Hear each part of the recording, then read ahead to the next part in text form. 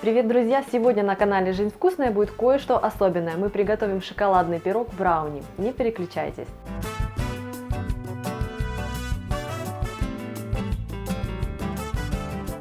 Нет человека, равнодушного к брауни. Есть люди, которые просто не нашли свой идеальный рецепт. Надеюсь, этот рецепт вам понравится и, возможно, будет претендовать как раз-таки на звание вашего идеального. Я готовлю шоколадный брауни на темном пиве и могу с уверенностью сказать, что все, кто когда-либо пробовал брауни в моем исполнении, либо готовил его по этому рецепту самостоятельно, стали счастливее. Кстати, я нередко включала этот брауни в состав своих сложных муссовых тортов. Он прекрасно раскрывается в соседстве с карамелью, с шоколадом, с какими-то сливочными муссами, поэтому возьмите на вооружение. Я беру по 100 грамм черного горького шоколада, минимум 72% какао, лучше, если будет немножко больше. Также я беру 100 грамм сахара и 100 грамм сливочного масла. Муки я беру 75 грамм, плюс я сюда добавила щепотку соли и 25 грамм темного какао. Также для приготовления брауни мне нужно будет 2 яйца и 125 мл темного пива. Я его пока не открывала, буду уже вливать непосредственно в тесто для того, чтобы сохранить пузырьки воздуха. Первым делом я растоплю шоколад и сливочное масло в микроволновке.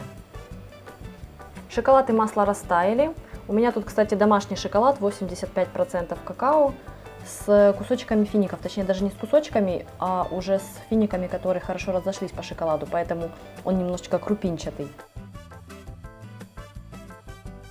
И добавляю сюда масло. Можно в одной мисочке растопить, смешав масло с шоколадом. То есть, если у вас мисочка позволяет по размеру, то вы можете топить одновременно.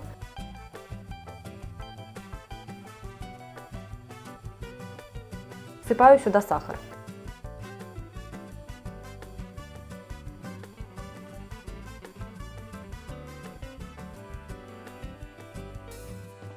Теперь вбиваю в будущее тесто яйца.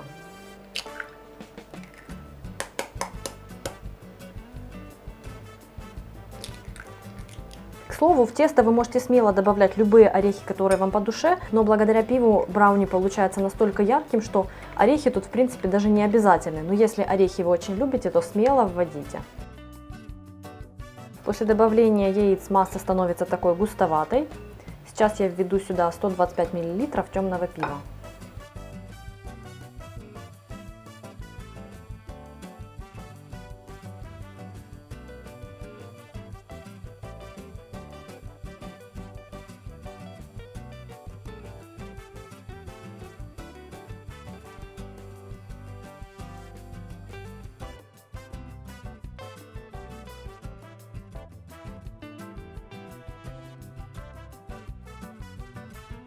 Просею в тесто сухие ингредиенты.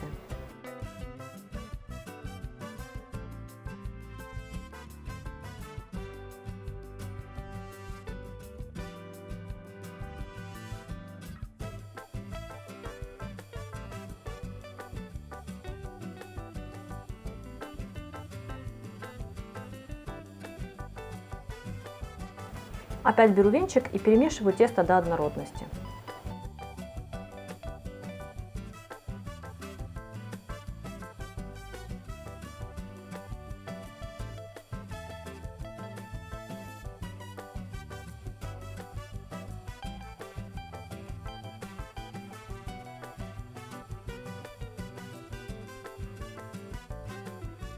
Переливаю готовое тесто в форму для выпечки. У меня здесь установлена рамка размером 18 на 18 сантиметров. Это, как правило, стандартная величина для брауни, 18 на 18 или 20 на 20 сантиметров. Поэтому вы можете пересчитать по диаметру на ту форму, которая у вас есть, либо увеличить количество ингредиентов, либо уменьшить их.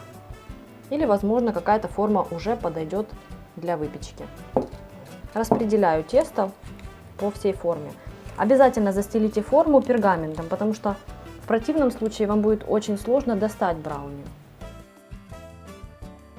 Все, отправляю пирог выпекаться при температуре 180 градусов около 20 минут, но делайте скидку на свою духовку и проверяйте готовность палочкой. Словить момент идеальной степени готовности брауни – это, наверное, самый главный фактор успеха в приготовлении брауни по любому рецепту. Поэтому мои рекомендации по поводу времени выпечки вы можете корректировать, потому что духовки у всех разные. И я советую вам поглядывать на свой пирог в процессе выпечки и вытаскивать его тогда, когда вам кажется, что он уже готов.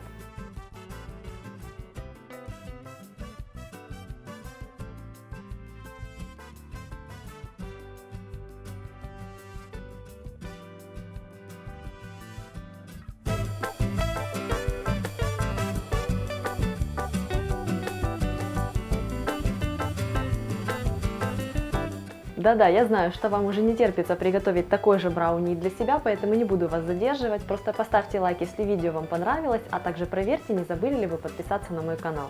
С вами была Галина Артеменко.